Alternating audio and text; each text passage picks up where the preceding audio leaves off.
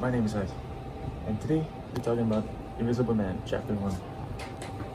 So, in Invisible Man, the narrator feels almost invisible because he is an African American living in the South in the 1920s, amongst a time where racial oppression and inequality wherever so persisted. So this man, our protagonist, he views himself as more of a figure of change, if you will. So, in the opening scene, he talks to his grandfather, who's on his deathbed. His grandfather warns him that the white folk are bad.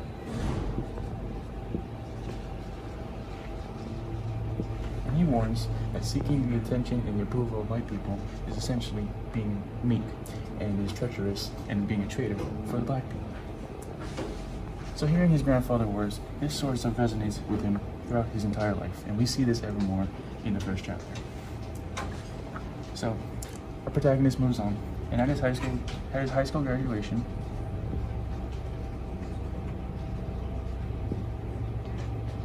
he gives a really dope speech. And in his famous speech, he talks about social responsibility, but more importantly, he hints at social responsibility, meaning that African American people should be equal to white people.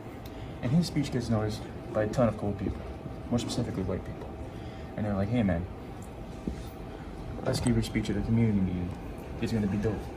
So they invite him to this community meeting, where he is supposed to give his speech to a bunch of white folk. And these white folk are not just any ordinary white folk. They're powerful community leaders. They're leaders in the school system, and they're also leaders in politics. However, as our narrator finds out, he's been duped. And he gets thrown into this Rocky type situation where he's pitted against a bunch of other black people to fight. And this is all in sport for the white people, because they still view black people as inferior to them. And they view them as animals. And this is purely for their entertainment. So they go on. Fine. So the black brothers essentially beat each other out, fight against each other. And towards one of the last rounds, unfortunately, our narrator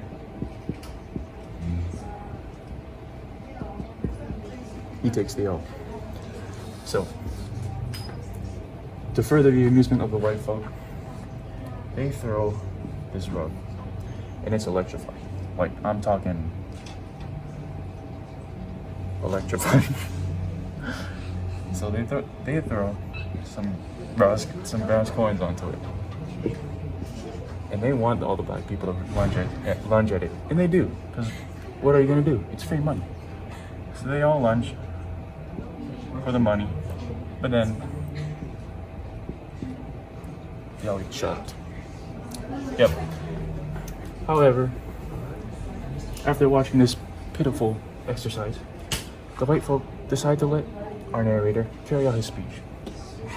So there he is, at his podium, giving out his speech. And during his speech, he accidentally says these two famous words.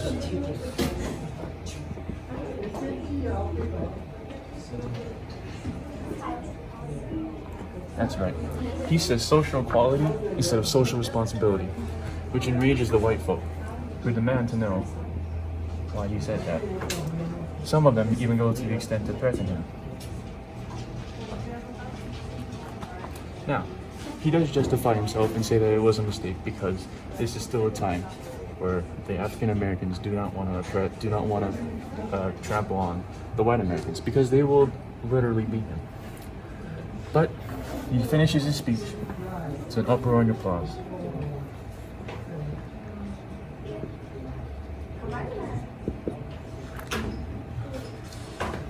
So after that, they decide to give him a calf-skin briefcase for his amazing performance. And inside this briefcase, he was told, is the future for his people. People meaning African Americans. So, One day he fancies a check, and he looks inside of this briefcase. And inside of the briefcase is a scholarship for his local college for young black men.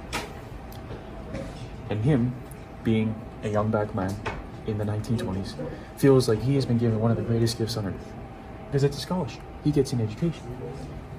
So he returns in the next scene, having a dream with his grandfather.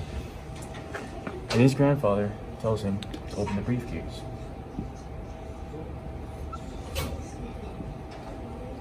However, this time in the briefcase, instead of finding a scholarship, he finds a state-sealed envelope. And within that envelope, he finds another envelope. And in that envelope, there is one final envelope, which he opens. And inside that envelope is a quote that the author remembers through pretty much the rest of the chapter and the rest of the book. Because that quote to him visualizes and shows how, even though he's been given this amazing opportunity in the scholarship, he will most likely never be able to succeed in this racially differentiated America. And he wakes up seeing his grandfather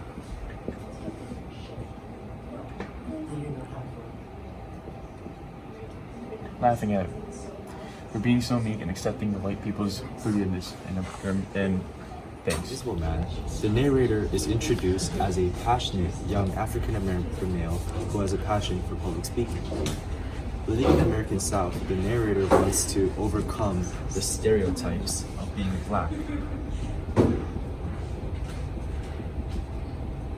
And here are just a few African American stereotypes. However, although he wants to overcome the oppression of African American stereotypes, the narrator still follows the orders of the wealthy white men, and the result in doing so is subjected to more oppression due to his racial stereotypes. And this can be seen in the scholarship he wins. And this scholarship is not to just any college, it's to a black college that produces sharecroppers.